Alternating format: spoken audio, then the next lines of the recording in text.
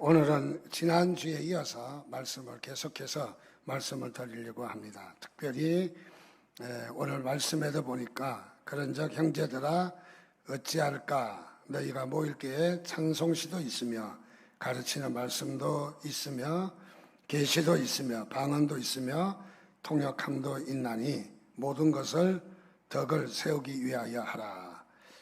여기에 이들의 모임 가운데, 쉽게 말하면 고린도 교회 가운데 모임에 아주 찬송이 뜨거웠던 것 같아요. 그 찬송도 있고 또 말씀도 있고, 그래서 하나님 말씀도 잘 새기고 교훈을 얻고 말씀에 또 음미를 하고, 그리고 계시도 있고 또 더 나가서 방언도 있고 또 방언을 통역하는 통역함도 있다. 그러니까 굉장히 뜨거운 교회죠. 은혜로운 교회죠. 그런데 이 교회에 이런 것을 사용하는 데 있어서 무엇보다도 중요한 것이 있다. 그것은 뭐냐면 덕을 세우기 위해서 하라. 반대로 덕을 세우지 아니하면 통역도 끝이다. 방언도 끝이다. 예언도 끝이다. 찬송도 끝이다. 그런 말이겠죠. 덕이 되지 않으면 안 된다 하는 것을 말씀하고 있죠. 지난주에 우리 균형 잡힌 신앙생활을 하자 그렇게 말씀을 드렸는데, 그것은 우리 성도들의 신앙의 균형이기도 합니다. 첫째는 그래서 성도들이 신앙의 균형을 잘 잡혀야 되겠죠. 어떤 널판지가 고무풍선이다 이런 데 올려놓고 받고 서면은 비틀거려서 넘어지려고 하죠.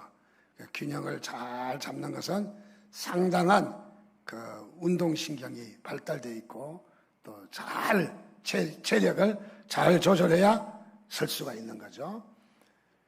균형이 잘 잡힌 것이 그렇죠. 만약에 우리가 균형이 잡히지 않으면 한쪽으로 쓰러지거나 넘어지는 그런 상황 가운데 있게 되겠죠. 우리 그리스도인들이 신앙의 균형을 잘 잡혀야 된다. 그래서 지난주에 말씀을 두 가지 말씀을 드렸습니다. 그래서 이것은 곧 신앙의 균형인 반면에 또 한 가지는 우리 교회의 중직자들이 특별히 무장을 해야 될 사실이라는 거죠. 우리 중직자들을 무장을 어떻게 하느냐. 적어도 이 네 가지가 견고하게 단단하게 서야 되겠다 하는 것이죠. 또 역으로 말씀드리면 중직자들을 뽑은 이유가 무엇이겠습니까? 바로 이 네 가지가 견고하게 세우기 위해서 중직자들을 뽑았다고 말할 수도 있겠죠. 자, 그래서 우리가 지난주에 말씀드린 대로 우리가 첫째로 중직자가 또 우리 신앙의 균형을 잘 세워가려면은 어떤 자가 되어야 되는가? 믿는 자가 되라. 자, 믿는 자가 되라. 자, 우리가 믿음이 없다면은 아무것도 아니죠. 우리가 아무리 선을 행하고 아무리 착한 일을 해도 믿음이 없다면은 그 선과 착함은 아무것도 아닙니다. 정의가 무엇입니까? 정의가 바른 것이지만 믿음이 없다면은 그 정의마저도 아무것도 아닌 것이죠. 자, 그래서 우리는 먼저 신앙생활 가장 중요한 것은 믿음이 있느냐. 그래서 우리 야구 경기장에 가면은 야구 경기장에 이렇게 4개의 박스가 쳐 있죠. 그래서 홈에서 1루, 2루, 3루, 그 다음에 홈으로 들어오면 점수가 1점 나는 거죠. 이 야구 경기를 저도 무척 좋아합니다. 그러나 야구를 우리가 안 본 지가 30년도 넘은 것 같아요. 학창시절 때 야구하는 학교였기 때문에 야구를 참 이렇게 룰도 어느 정도 알고 그리고 이렇게 관심도 있었지만은 시간이 많이 뺏겨요. 또 야구 경기는 주로 우리나라 프로 야구 경기가 토요일과 주일날 하기 때문에 볼 수가 없어요. 그래서 끝나는 마지막 부분만 스코어만 이렇게 보기도 하고 합니다. 자, 이 야구에 1루를 나가고 전진을 해야 그 다음에 2루를 가고 또 2루에서 3루로 가고 3루에서 홈을 할 수 있죠. 1루를 나가지 않으면은 가령 홈런 쳤다고 해서 건방지게 3루에서부터 홈으로 들어오면 점수가 인정이 안 되는 거예요. 왜냐하면 1루를 밟고 걸어서라도 아니면은 걸어서라도 홈런을 쳤지만 받고 베이스를 받고 그래야 들어와야 우리가 홈런 타자의 점수를 인정하는 것이죠. 무엇을 말하느냐? 우리 신앙생활도 가장 중요한 게 1루이죠. 1루가 출루가 되어야 그 다음에 번트 작전을 해서 도루를 한다든지 어찌한다든지 해서 이 점수를 날 수가 있는 거죠. 1루를 안 가면 안 되는 거죠. 자, 우리가 가장 중요한 신앙생활에 중요한 것은 믿음이라는 거죠. 믿음으로 출루를 해야 된다는 거죠. 믿음으로 우리가 나가지 아니하면은 어떤 다른 수단과 방법을 통해서 홈으로 들어온다 할지라도 점수가 인정이 안 되는 거죠. 그래서 우리는 마치 야구 경기장에 이 사각형을 생각하면서 우리의 신앙이 4개의 균형이 얼마나 잘 잡혔느냐. 특히 그 중에도 중직자들은 이 균형이 잘 잡혀야. 왜냐하면 중직자가 균형이 잘 잡혀야 나머지도 따라오거든요. 중직자들이 이게 안 잡히면은 교회가 점점 어려워지고 그리고 교회가 힘이 없는 것을 발견합니다. 그래서 이 중직자는 바로 이 네 가지 균형이 잘 잡혀 있느냐. 그 중에 첫째가 바로 믿는 자가 되라. 여러분 믿는 자리에 서시기를 바랍니다. 지난주도 말씀드린 것처럼 끝내는 믿음의 꽃이 피어야 돼요. 여러분이 어떤 과정을 거친다 할지라도 믿음의 꽃이 펴야 되는 거예요. 그래서 믿음의 꽃을 피지 않으면은 나머지 다 헛일이라는 거죠. 그래서 우리는 믿는 자가 되어야 된다. 우리가 믿는데 어떤 것을 믿는 자가 되어야 되느냐? 어떤 다른 이론도 필요 없습니다. 딱 한 가지. 믿음은 예수라는 자연인이, 예수라는 인간이 그리스도라는 사실이 이어져야 된다는 거죠. 그래서 우리가 가장 중요한 믿음은 예수가 그리스도이시다. 그리스도는 예수다 하는 것이 딱 연결이 돼야 돼요. 여기에 빈틈이 있으면 안 된다는 거죠. 그래서 우리 어떤 무엇보다도 기적을 믿고 죽었다가 살아난 자를 믿고 여러 가지 그 믿음을 갖는다 할지라도 예수가 그리스도라는 사실을 믿지 아니하면 다 한 일인 거죠.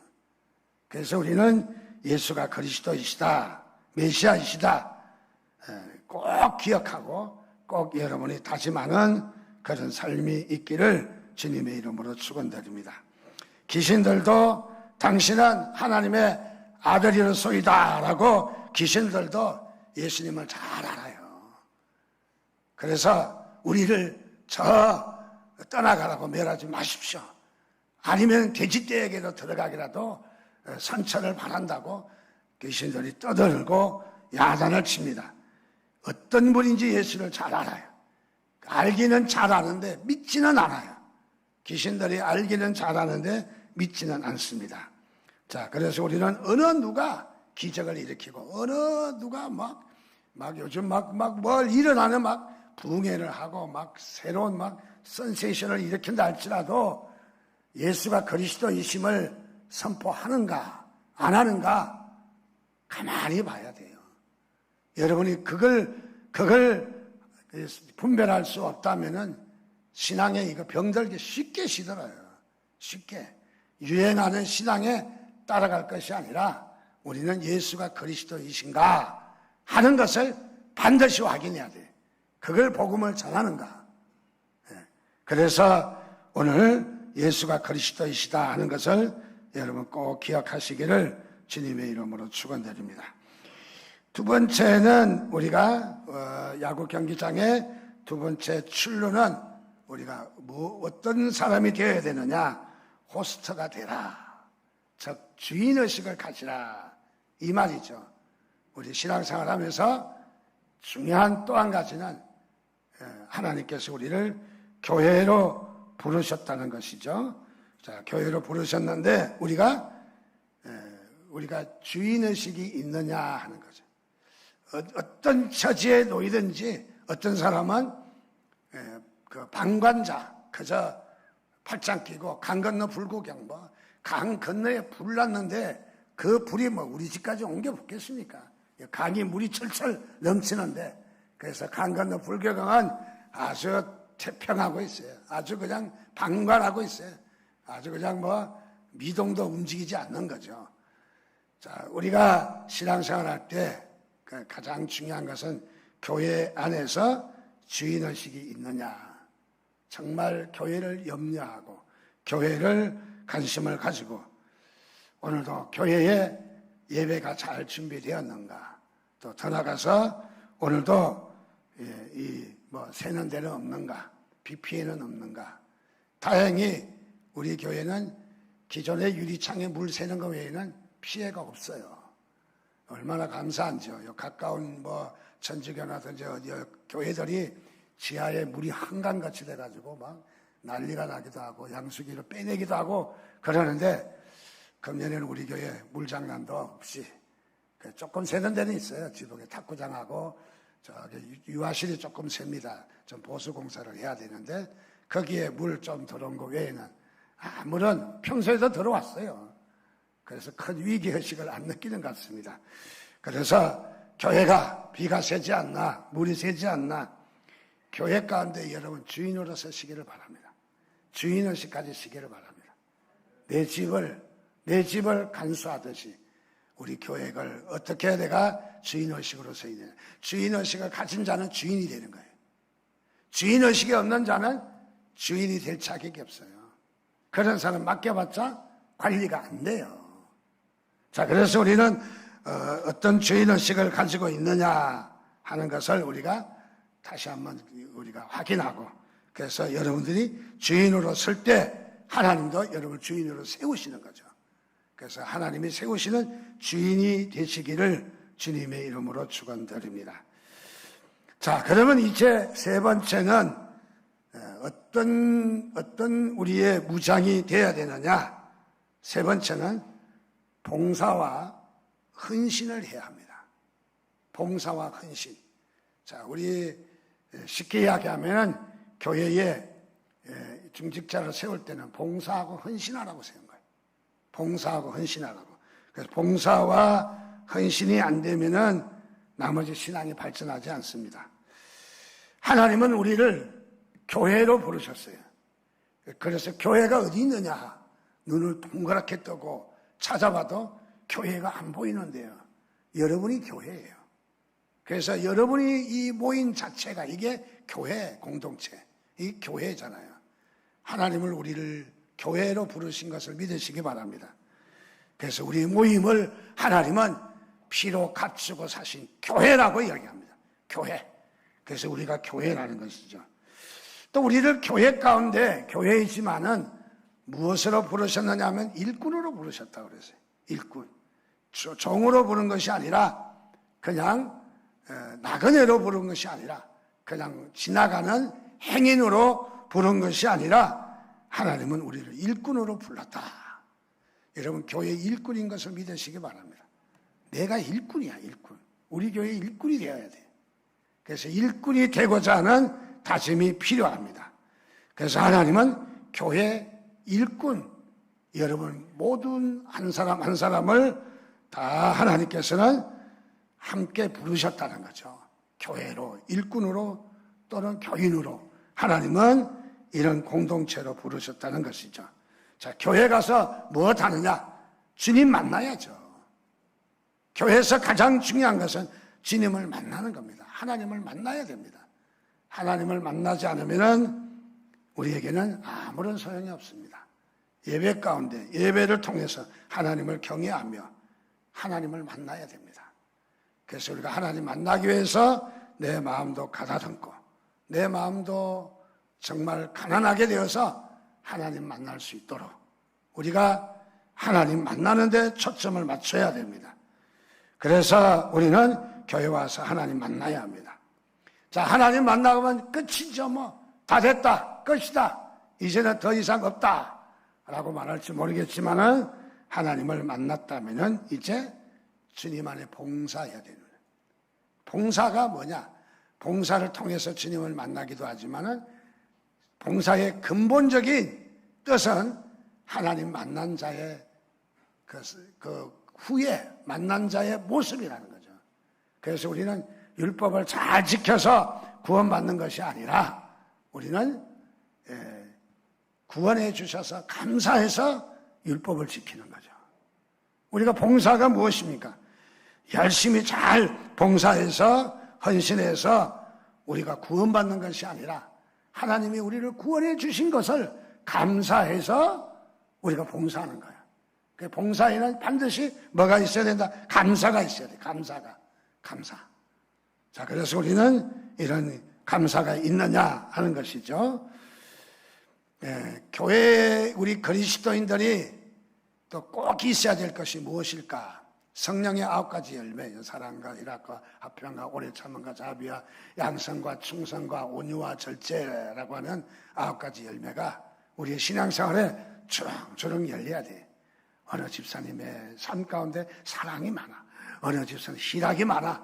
어떤 사람은 오래 참아. 자비가 있어. 양선, 충성, 온유, 절제 막 이런 열매들이 주렁주렁 열려야 되잖아요. 그래서 성령의 9가지 열매를 쭉 보면은 거의가 다 내적인 것이죠. 외적인 것이 아니죠. 또 이 성령의 9가지 열매를 가만히 보면 언제 열매를 열게 할 수 있을까? 성령의 9가지 열매가 내 혼자 열심히 언둔 생활하며 바위 꼭대기에 올라가서 수도하고 또는 우리가 자기를 이렇게 돌을 닦는다고 해서 열매가 열리느냐? 안 열린다는 거예요. 성령의 9가지 열매는 그렇게 해서 열리는 열매가 아니라는 거예요. 성령의 9가지 열매는 언제 열려요? 관계 가운데 열려요. 서로 관계하면서 사랑이 싹트고 화평하게 되고 서로 인내하게 되고 서로 자비를 베풀게 되고 그래서 성령의 9가지 열매는 어디에서 열려요? 교회에서 열리는 거예요. 교회에서. 교회 공동체가 뭐냐? 성령의 9가지가 주렁주렁 맺히게 하는 곳이에요. 이 사과밭에는 사과가 열리듯이 오늘도 교회에서 성령의 열매가 열린다는 거죠. 그런데 우리가 종종 이 사과밭을 무시하고 사과를 열리면 안 되듯이 우리가 성령의 밭을 무시하고 성령이 열리기를 바란다는 것은 있을 수가 없는 얘기죠. 그래서 우리는 이 교회가 중요합니다. 우리 서로 만나고 때에 따라서는 마음에 안 드는 사람도 있잖아요. 있죠? 여러분이 바라보는 사람 아니기를 바랍니다. 어쨌든 있어요. 있는데 그래도 그 사람 때문에 내가 성령의 열매가 열릴 수 있는 거예요. 얼마나 귀한 거예요. 사실 우리의 존재가 어떤 존재냐? 산에서 큰 바위를 다이너마이트를 가지고 바위를 딱 깨뜨리면 바위가 어떻게 되겠습니까? 그냥 칼날처럼 날카롭고 이 바위를 만질 수가 없죠. 그러나 이 바위가 산을 굴러 계곡을 굴러 시내를 굴러 그 다음에 강을 굴러 바닷가에 오면은 바닷가에는 둥글둥글한 몽돌로 바뀌는 거예요. 몽돌. 제가 전도사 때 저 완도에 부흥회를 제가 갔었어요. 아주 교육전도사 때 어렸을 때예요. 근데 갔는데 하루는 이제 좀 쉬었다 가라고 바닷가 구경을 시키는데 그 해변에 가니까 몽돌이 얼마나 많은지.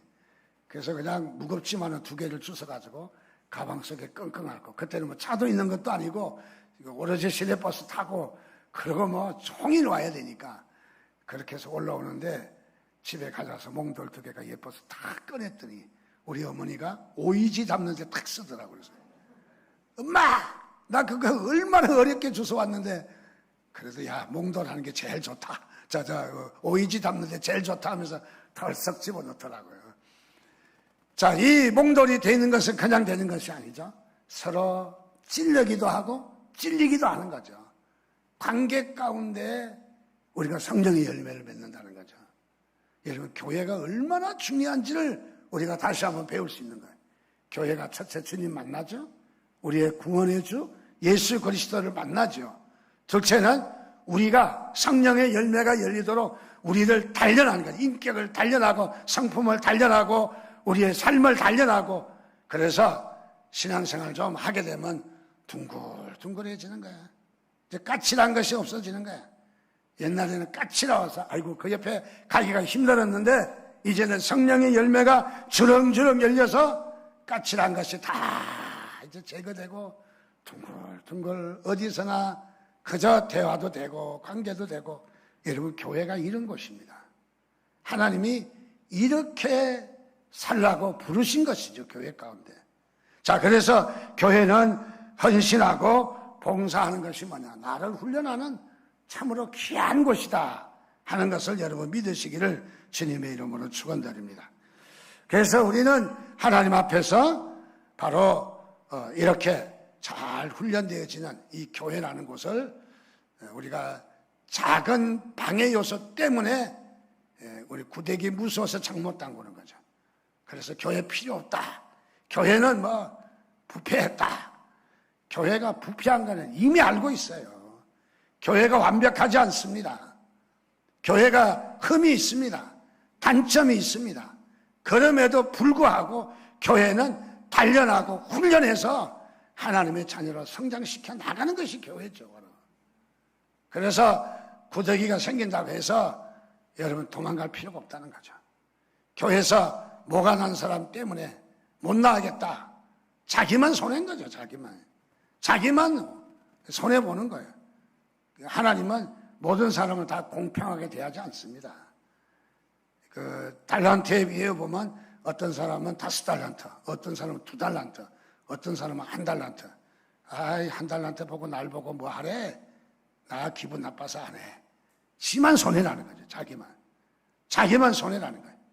하나님은 공평하신 하나님이시지만은 하나님은 누구나 동일하게 대하지 않는다는 거죠. 사람마다 다르다는 거죠. 자, 그래서 우리는 이 교회를 통해서 삶의 열매를 맺으시기를 바랍니다. 풍성한 성령의 열매가 맺으시기를 주님의 이름으로 축원드립니다. 그래서 우리는 교회에서 부단히 자기의 성령의 열매를 열리기를 훈련해야 돼. 방치하지 말라는 거예요. 처박아 두지 말라는 거예요. 자신을 그야말로 병들어서 구석에 처박았지 말라는 거예요. 일어나서 훈련해야 된다는 거예요. 도전해야 되는 거죠. 자, 그리고 우리가 교회 와서 하나님을 예배하며 또 중요한 것은 우리가 교회 앞에서 공동체를 섬기는 것, 사람들을 세우기 위해서 헌신하고 봉사하는 것은 우리 교회에서 얼마나 중요한가 하는 것을 잘 알 수 있습니다.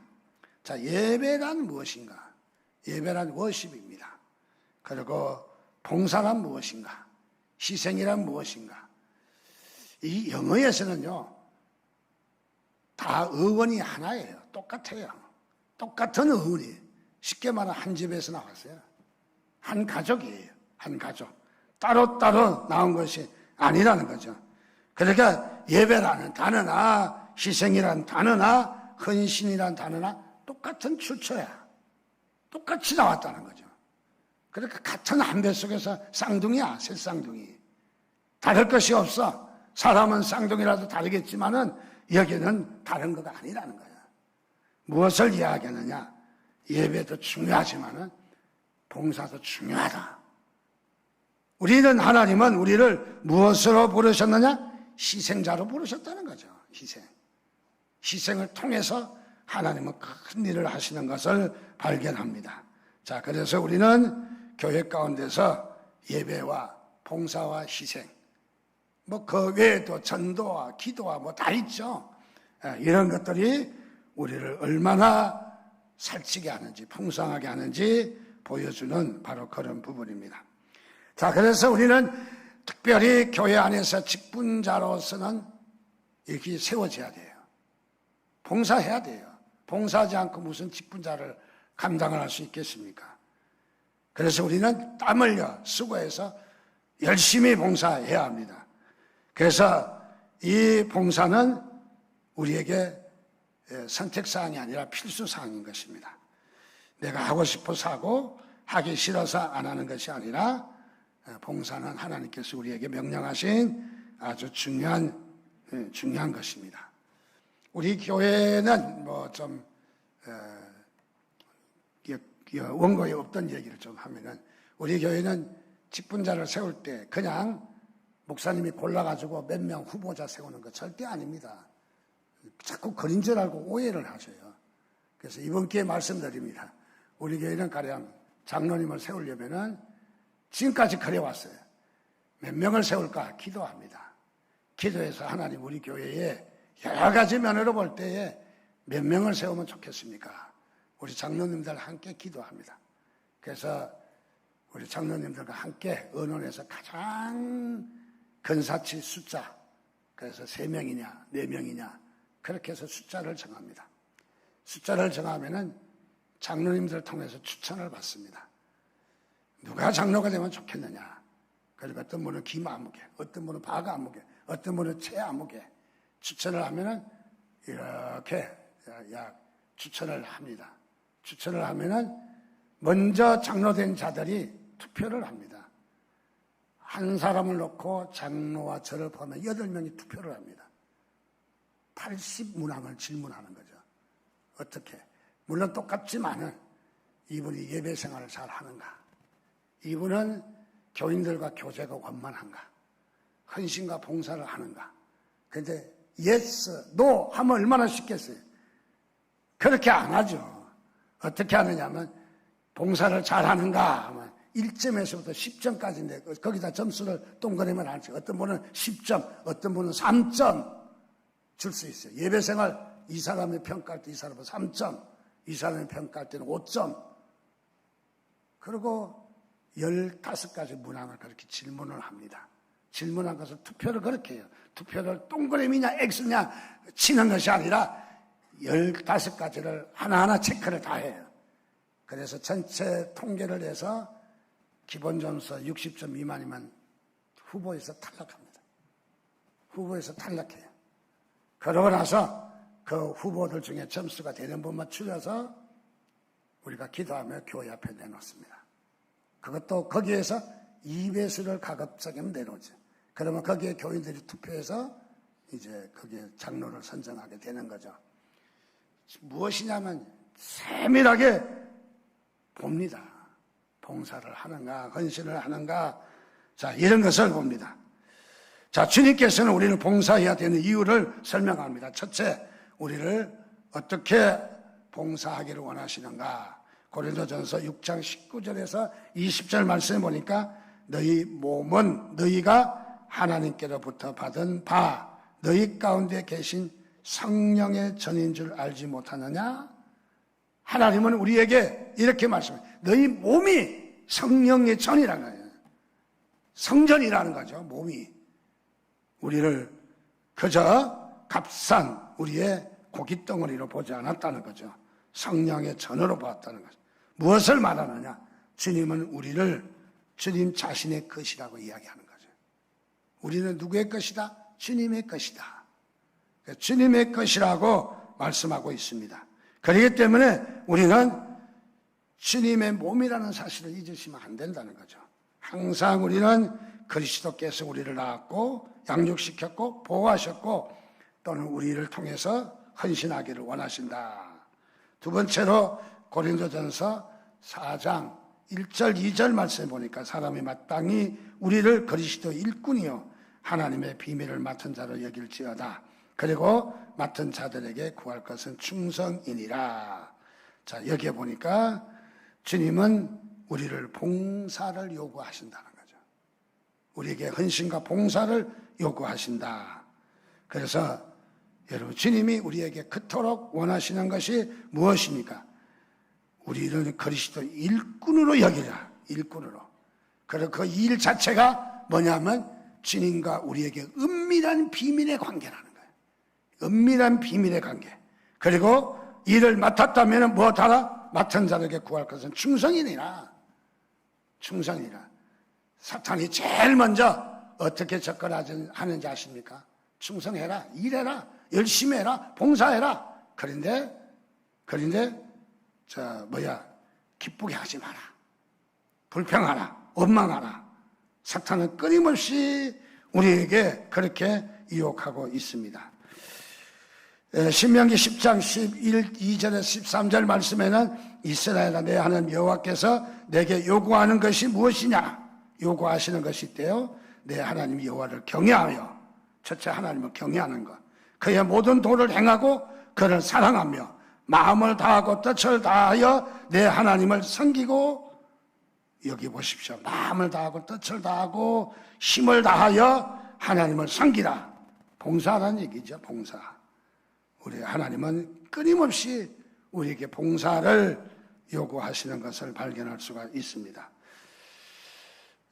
세 번째는 이 봉사에는 무엇이 있느냐? 상급이 있다라고 이야기합니다. 상급이. 달란트 그림인데요. 여기 달란트 동전입니다. 마태복음 25장에 보면 어떤 사람에게 5달란트, 어떤 사람에게 2달란트, 어떤 사람에게 1달란트 각각 맡기고 갔습니다. 오랜 시간이 흘러서 돌아와서 계산을 합니다. 결산을 하는데 5달란트 받은 자는 5달란트를 남겨서 착하고 충성된 종아, 내가 적은 일에 충성하였음에 많은 것을 내게 맡기리라. 그리고 남은 5달란트까지 몽창 줍니다. 몇 달란트? 10달란트. 2달란트 받은 자도 역시 보니까 2달란트를 남겼습니다. 2달란트 남기까지 줬어요. 몇 달란트? 4달란트. 그런데 1달란트 받은 자는 기분 나쁘고 나를 무시하나? 그래서 일을 남기지 않았어요. 땅에 묻어뒀다가 그냥 가져왔습니다. 그랬더니 악하고 게으른 종아, 그래서 네가 슬피 울며 이 일을 갈미 있으리라. 그래서 이 저주의 자리에 가게 되는 것입니다. 하나님은 끊임없이 무엇하기를 원하십니까? 우리에게 주신 것을 봉사하고 헌신하기를 원하십니다. 그래서 우리의 이 육신 건강하게 살면 얼마나 살겠어요? 또 우리가 튼튼하게 살면 얼마나 살겠어요? 어차피 우리의 몸은 고장나게 돼 있어요. 병나게 돼 있어요. 우리의 몸은 잘 가꿔도 몇 년 지나면 또 고장이 나요. 그러다가 세상 떠나는 거죠. 자, 그렇게 힘들고 어렵지만은 그 어려운 중에도 봉사하면은 하나님의 상급이 있는 걸 믿으시기 바랍니다. 주님께서 적어도 이 소리는 들어야 되잖아요. 우리가 착하고 충성된 종아, 참 수고했다. 칭찬은 들어야 되잖아요. 칭찬은요. 우리가 칭찬을 못 듣는다면은 얼마나 우리가 불편한 관계가 되겠습니까? 자, 그래서 칭찬을 드려야 합니다. 자, 네 번째는 봉사한 사람들에게 하나님은 어떤 역사를 하시는가? 예레미야 29장 11절에는 이렇게 말합니다. 여호와의 말씀이니라. 너희를 향한 나의 생각을 내가 아니니 평안이요 재앙이 아니니라. 너희가 미래와 희망을 주는 것이니라. 우리 주님은 어떤 것이라고요? 우리를 향한 주님의 생각은 평안이래요. 봉사한 사람에게 하나님께서 무엇을 주신다? 평안을 주신다. 하나님은 우리에게 평안을 주십니다. 오늘 많은 사람들이 평안하지 못해서 마음이 불안해서 두려워서 자신의 인생을 잘 살지 못합니다. 그래서 두려움을 내어쫓기 위해서 약물 중독에, 알코올 중독에 빠져 있습니다. 마음의 평화를 구하다가 얻지 못하니까 신경성 질병이 걸리고 절망하고 방황하고 고민하고 스트레스 받다가 결국은 불안하고 힘들고 어려워서 나중에는 어떠합니까? 자신의 생명을 끊어버리는 어처구니 없는 일들이 벌어지게 되는 것이죠. 그런데 주님께서는 우리에게 봉사를 통해서, 헌신을 통해서 우리에게 마음의 평안을 주시대요. 우리에게 평안을 주세요. 그렇지 않는 데도 있겠지만은 봉사하면 우리에게 기쁨이 있어요. 기쁨이. 저 마음속에서부터 피어오르는 봉사의 기쁨이 있어요. 기쁨이. 혹시 여러분 기쁘지 않으면 봉사 중단하시기 바랍니다. 안 하셔도 괜찮아요. 자, 그래서 우리는 봉사를 하면 막 마음이 샘솟듯 하는 참 뱃속 깊은 데서부터 샘이 솟아나는 것처럼 우리에게 이렇게 평안을 주시는 거죠. 이게 하나님의 놀라운 비밀의 역사예요. 요한복음 14장 27절에 평안을 너희에게 끼치노니 곧 나의 평안을 너희에게 주노라. 내가 너희에게 주는 것은 세상에 주는 것 같지 아니하리니 너희는 마음에 근심하지도 말고 두려워하지도 말라. 여러분, 하나님이 주시는 평안이 여러분들이 넘치시기 바랍니다. 그래서 평안을 얻으려면 헌신하고 봉사해야 돼요.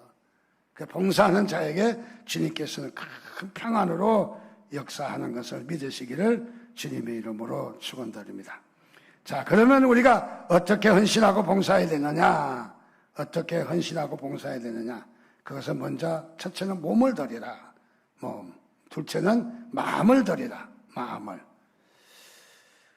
우리가 가정생활하면서 남자이기 때문에 직장 다니면서 돈 벌어와야 되고, 여자이기 때문에 밥해야 되고 빨리 해야 되고 청소해야 되고, 내가 여자라는 것 때문에 이렇게 살아야 되나 생각할수록 분하죠. 그런데 여자이기 때문에 하는 거 아니잖아요.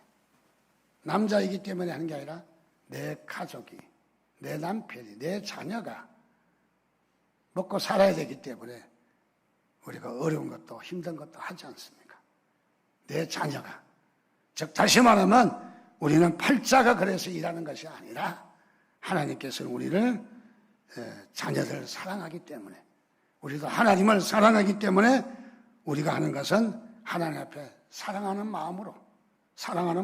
그래서 마태복음 15장 8절에서는 이 백성이 입술로는 나를 존경하되 마음은 내게서 멀도다 했습니다. 마음이 멀어지면 안 된다는 거예요. 자, 그래서 하나님께 우리가 헌신하고 봉사하는 마음을 드려야 된다. 마음을.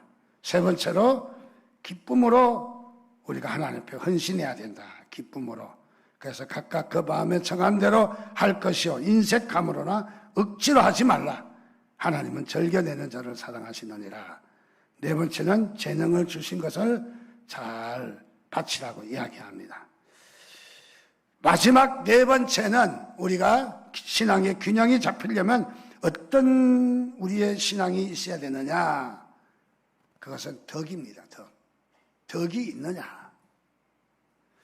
덕의 영역이 어딜까지일까? 덕의 영역을 찾아보면은 덕은 대체적으로 거의가 말 속에 덕이 포함되어 있어요. 그러니까 우리가 덕을 이루려면 말을 잘해야 되는 거예요. 말. 자, 그래서 말 한마디도 천냥빛을 갖기도 하고 또 원수를 맺기도 합니다. 에베소서 4장 31절 32절 말씀에는 너희는 모든 악독과 노함과 분냄과 떠드는 것과 비방하는 것을 모든 악의와 함께 버리라. 서로 친절하게 하며 불쌍히 여기며 서로 용서하기를 하나님이 그리스도 안에서 너희를 용서하신 같이 하라. 여러분들 덕 있는 자가 되기 위해서 말을 잘해야 돼요. 말을. 얼마나 유식한 말을 하느냐, 얼마나 말을 깔끔하게 하는 달변이 되느냐 하는 것을 말하고 있지 않아요. 남에게 상처가 되고 독이 되고 남의 마음을 헤집어 놓는 그런 말이 아니라 부드러운 말입니다. 그래서 언어는 무엇이냐? 마음의 표현입니다. 말은 마음의 표현이에요. 내 마음이 그러면은 그렇게 표현할 수밖에 없어요. 또 그렇게 표현하면 내 마음이 그렇게 정리가 돼요. 그래서 상호 작용을 일으키는 거예요. 그래서 말을 그렇게 하면 내 마음도 정리가 됩니다. 악한 사람으로 막 욕이나 해야 되고 막 불평해야 되면 불평의 사람으로 내 마음이 정리가 되어버려요. 그렇게. 자, 그래서 우리는 언어의 표현이 중요합니다. 왜요? 하나님도 말씀으로 천지를 창조했잖아요. 그 아버지의 그 아들이야. 애비를 닮았어. 그래서 우리도 말 잘해. 말로 우리는 그야말로 하나님의 섬기고 하나님을 우리가 섬기는 일을 하잖아요. 자, 그래서 우리가 말이라는 것이 얼마나 큰 영향력이 있다는 것을 알아야 돼요. 우리 그리스도인의 말이 참 중요합니다. 그래서 우리는 거짓을 버리고 각각 이웃과 더불어 참된 것을 말하라. 참된 것을 말하라. 가정스러운 생각을 버려야 합니다. 마음을 버려야 됩니다. 에베소서 4장 27절은 마귀로 틈을 타지 못하게 하라. 마귀가 언제 틈을 타나요? 우리의 말 타고 온다는 거 말. 달리는 말이 아니라 우리의 소리의 말 꼬리 하나 때문에 그런 말을 했더니 섭섭해하고 집에 가서 어쩌면 그릴 수가 있어. 그렇게 하면서 이제 점점 시험에 들어. 사탄이 점점 타. 그래서 우리는 마귀로 틈을 타지 못하게 하라. 두 번째로 더러운 말은 입 밖에도 내지 말라. 더러운 말은 입 밖에도 내지 말라.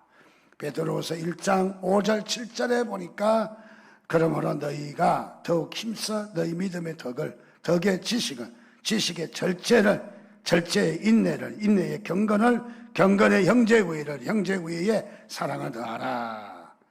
덕을 세우는데 사용하라 라고 말합니다. 골로새서 4장 6절에도 너희 말을 항상 은혜 가운데서 소금으로 맛을 낸과 같이 하라. 그리하면 각 사람에게 마땅히 대답할 것을 알리리라. 어떻게 하라? 듣는 자에게 소금으로 고르듯이. 소금으로.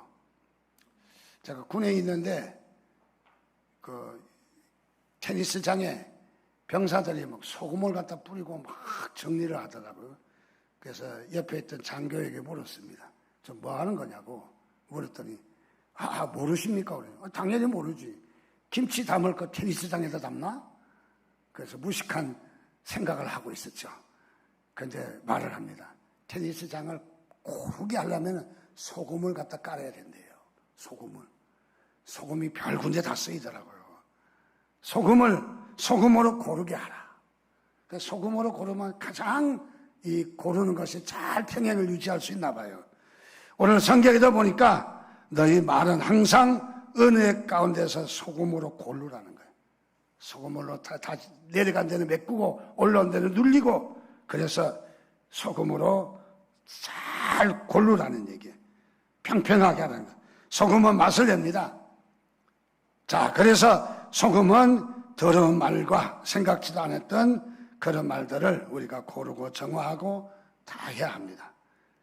자, 그래서 우리에게는 이 말이 얼마나 소중한가를 우리에게 잘 말해주고 있습니다. 그리고 세 번째는 잠언 25장 11절에는 뭐라고 말을 하냐면 경우에 합당한 말은 아로새긴 은쟁반의 금사갈이라. 은쟁반에 금사갈을 놓으면 얼마나 창한 소리를 내며 굴러가겠어요. 아주 깔끔한 소리죠. 툭한 소리가 아니라 깔끔한 소리죠. 자, 경우에 합당한 말은 뭐냐? 막말을 하지 말라는 거예요. 막말. 쓸데없는 말 하지 말라는 거예요. 예? 말도 되지도 않는 말 하지 말라는 거예요. 예. 또 수해 복구하러 가서 사진 찍으려고 말하지 말라는 거예요. 예. 어떻게 하라? 희망적인 말을 하라. 위로하러 갔잖아요. 위로하러. 뭐 그분들이 하면 얼마나 일하겠어요. 위로하러 갔잖아. 위로해야죠. 거기다 대고 막말을 하면 안 된다는 거죠. 우리 그리스도인들도 얼마나 소리가 아름다운가. 그것을 우리가 구하라는 것이 아니라 얼마나 위로되는 말을 할 것인가.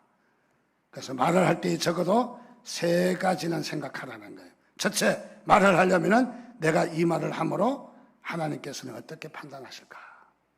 하나님의 판단이 어떨까? 생각하고 말하는 거예요. 두 번째, 내가 말할 때는 상대방이 어떻게 받아들이는가?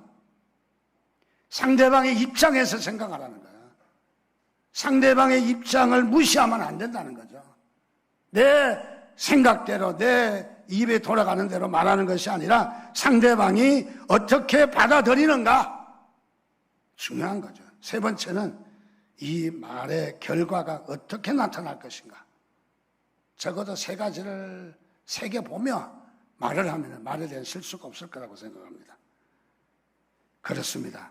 고린도전서 10장 23절 24절 말씀해 보니까 모든 것이 가하나 모든 것이 유익한 것은 아니요 모든 것이 가하나 모든 것이 덕을 세우는 것은 아니니 누구든지 자기의 유익을 구하지 말고 남의 유익을 구하라. 참 어려운 성경입니다. 모든 것이 가하나 유익한 것은 아니다. 모든 것이 가하나 모든 것이 덕을 세우는 것은 아니다. 고린도 교회를 두고 하는 얘기입니다. 고린도 교회가 어떤 교회였습니까? 고린도 교회가 우상의 제물을 먹는데 이 제물을 먹어야 되냐 말아야 되냐 상당히 어려운 지경에 갔어요. 그런데 믿음도 좋고 영적 전쟁도 잘하는 사람이라 그냥 돼지 대가리, 돼지 다리 자꾸 뜯어도 아무런 문제가 없어요. 내가 그걸 먹는데 시험에 들 것도 아니고 다른 사람에게 죄를 짓는 것도 아니고 내가 먹을 수 있어요, 없어요? 먹을 수 있어요. 먹을 수 있어요. 믿음이 강하니까. 우상하게 귀신에게 제사 지낸 것도 귀신 아무것도 아니야. 주의 이름을 물러갈지어다. 고기 뜯어만 아무런 문제 아니에요. 먹을 수 있어요. 그런데 할 수 있는 일이라고 다 하지 말라는 거예요.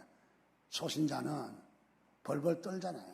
저 귀신에게 바쳤던 건데 아이고 저거 잘못 먹었다가 그래서 먹고 난 뒤에 또 해피리면 체했어. 봐라 귀신이 체하게 했지. 그래서 다음부터 절대 안 먹어. 이렇게 벌벌 떠는 초신자들은 먹을 수 있어요, 없어요? 먹을 수 없어요. 아직까지 그런 믿음이 안 되는 거야. 그럴 때는 뭐하라? 유익이 안 된다는 거야. 모든 것이 가하다고 다 하지 말라는 거야. 가하지만 하지 말라는 거야. 왜? 남에게 덕이 안 되면 하지 말라는 거야. 덕이 안 되면 어떤 교회 가면은 어느 도 출신이 주종을 이룬대. 어떤 교회 가면은 먼저 왔다고 저 언제 굴러온 사람이야? 그랬겠어요? 뒤에다 욕을 했겠지. 그런 소리 들었어요, 저도. 언제 굴러온 사람이냐고. 뭐는 언제 굴러와? 걸어서 왔지. 아주 나쁜 행패가 있는 교회도 있어요. 자, 교회 안에서 덕을 이루어야 돼요. 특별히 우리 중직자는 덕된 자리에 서야지. 덕으로 서야지. 덕으로 서지 못하면은 자신도 무너지고 교회도 무너지는 거예요. 심지어는 외인에게도 선한 증거를 얻을지니 그래서 성경에는 뭐라고요? 교회 안에서 덕만 이루는 것이 아니라 교회 밖의 사람들에게도 인정을 받으라는 거예요. 그래야 된다는 거예요. 자, 그렇습니다. 말씀을 마치겠습니다. 무엇입니까? 우리가 먼저 신앙의 균형이 딱 잡히려면 믿음이 잡혀야 된다. 믿음이 안 잡히면 다 한들이다. 그 다음에 주인의식을 갖자. 특별히 우리가 중직자가 되려면 이런 우리의 균형이 필요해. 헌신과 봉사해야 된다. 네 번째는 덕을 이루는 사람이 된다. 덕을. 그래서 여러분들 무엇보다도 덕을 이루는 여러분의 삶이 되시기를 주님의 이름으로 축원드립니다. 같이 기도하겠습니다. 함께 한 목소리로 기도합니다. 같이 기도할 제목은 하나님 그렇습니다. 우리를 신앙의 균형이 잘 잡혀서 주님 기뻐하시는 그리고 교회 덕을 이루는 우리의 삶이 되게 해달라고 우리 주여 한번 부르짖고 같이 기도하겠습니다. 주여